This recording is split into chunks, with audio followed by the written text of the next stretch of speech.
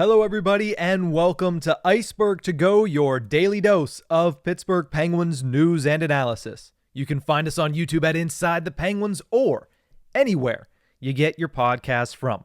The Penguins, as we approach the NHL's trade deadline, are somewhat in a trade deadline purgatory. They are clearly not buyers, but they aren't necessarily full-on sellers. I don't expect a fire sale per se. It seems like Kyle Dubas is looking to make one or two or maybe at most three trades that will maybe bring in some good assets for the future, but also not take too much away from this current team and what it could be, especially heading into next season. They have some difficult decisions to make in the next week with certain players. Obviously, the biggest decision for them revolves around 40-goal scorer and perennial 30-goal scorer Jake Guentzel. That's been the topic of conversation over the last several months. It's going to continue to be the top topic of conversation surrounding this Penguins team day in and day out until the March 8th deadline passes. And even after that, with the contract situation, if he doesn't get traded, that'll continue to be probably the top discussion and top story surrounding this team outside of the playoff race that they're currently ensuing in. But when it comes to players on this team that are the most valued around the league, the ones that are going to be the top targets for other teams, Lars Eller is quickly becoming a key figure to watch. Last week, I named him the fourth most likely Penguin to be traded. I had him on that list below Jake Guentzel. Obviously, I had him on that list, below, I believe it's Rickard Rakell and Riley Smith, who've both popped up in several trade lists around the NHL.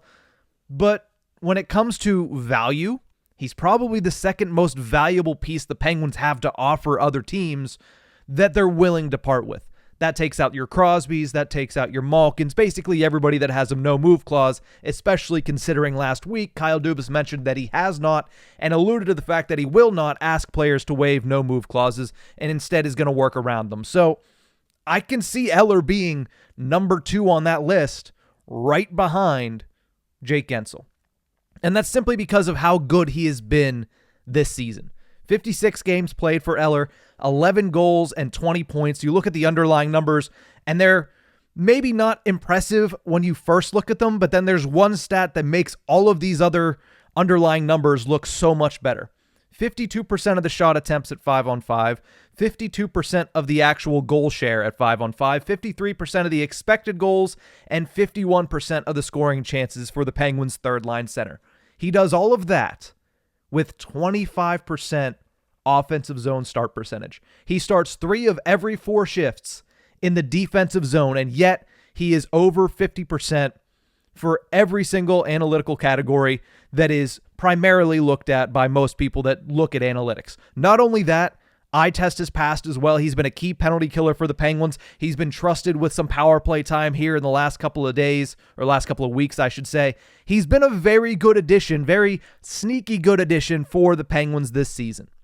And he's doing it all in a role where everything around him has changed. Mike Sullivan said this last night, and it made me chuckle because it is the truest thing that I think Mike Sullivan has said in the last 3 weeks. He said, quote, when talking about Eller, quote, I think he leads the league in line mates.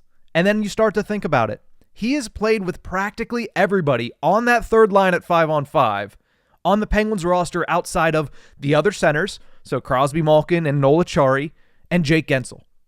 Brian Rust has spent time down there. Riley Smith, Rickard Rakell, Drew O'Connor started the season on his wing. Jansen Harkins started the season on his wing. Radim Zohorna was there for a time. Alex Nylander, who's not even in the organization, has been there for a time.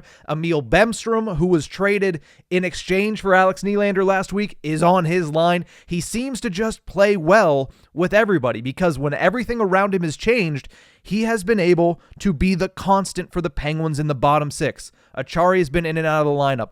Jeff Carter has been moved around because of it. Matt Nieto hasn't played in 6 months. Jansen Harkins has been down there a lot, but let's not forget his little on-again, off-again relationship with Mike Sullivan early in the season before that marriage was apparently consummated a couple months ago. That's why he hasn't come out of the lineup. But the one constant has been Lars Eller.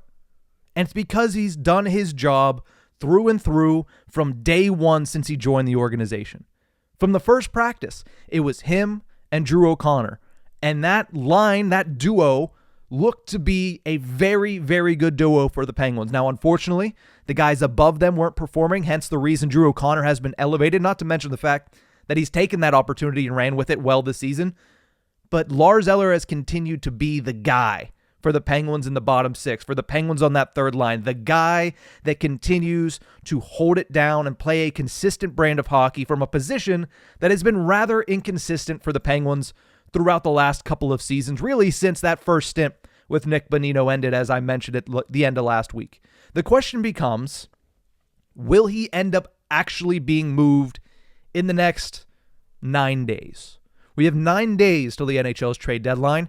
I think he is a name that is getting, Kyle Dubas mentioned that he's getting calls and fielding calls for almost every player on the Penguins. I would imagine that he is a name that comes up pretty frequently and will continue to come up even more frequently when he puts up 2-point performances like he did last night against Vancouver. When you look at the history as well, there is already a market, a substantial market for Lars Eller. He was traded last season at the NHL's trade deadline from the Washington Capitals to the Colorado Avalanche for a second-round pick. That's pretty substantive.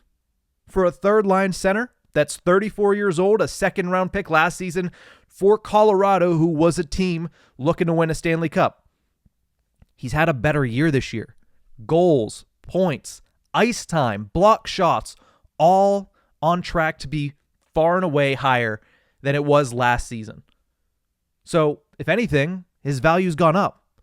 Not only because his performance has gone up, in a bigger role with the Penguins that he had last year, more ice time, but he also has a lower cap hit. Last year, that trade was made. He had $3.5 million against the NHL salary cap. This year, $2.45 on that new contract that he signed with the Penguins. Not only that, he has another year tacked on to the end of it, so you're buying a little bit into the future for a consistent player that, yes, is old. Yes, Father Time can come get him at any time, but he hasn't looked that way this season, and you're only buying one more year at a very low cap hit. So when I talk about value, his value, I think, is very, very, very, very high.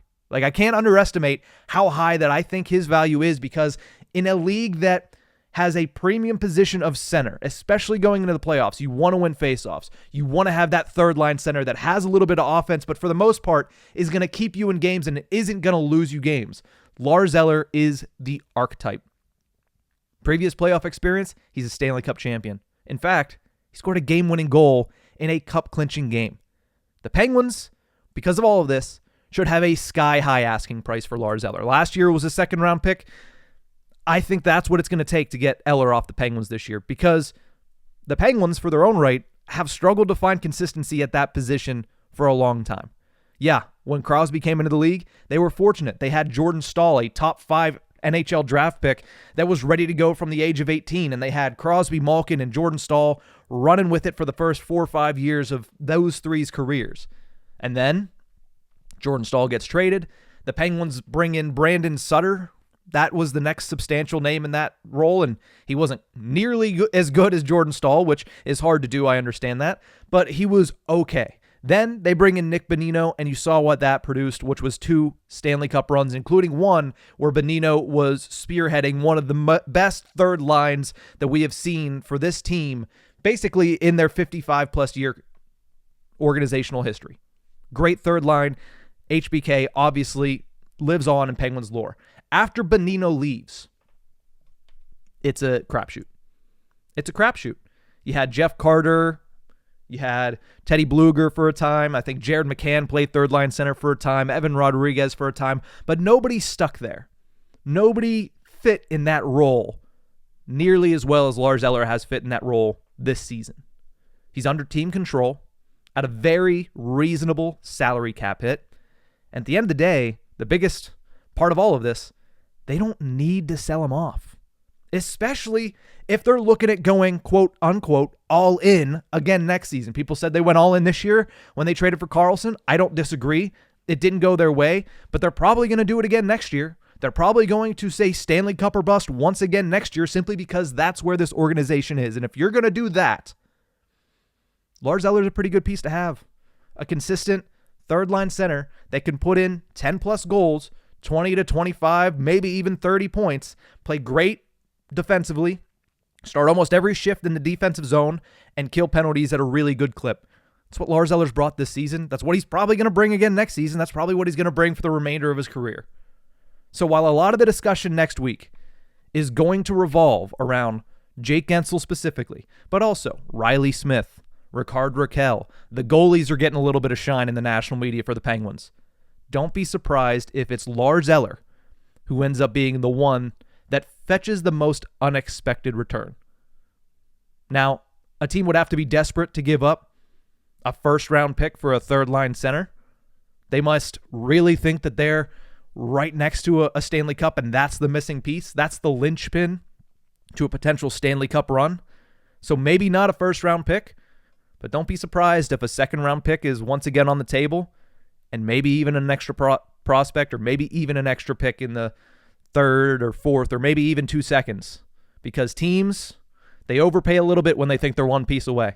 Lars Eller is a name that I could see fetching a really positive return, but the decision has to be made because the Penguins, they could probably use him next year also. That's going to do it for this episode of Ice-Burgh To Go. Thank you guys so much for tuning in, and remember, you can find us on YouTube at Inside the Penguins or anywhere you get your podcasts from.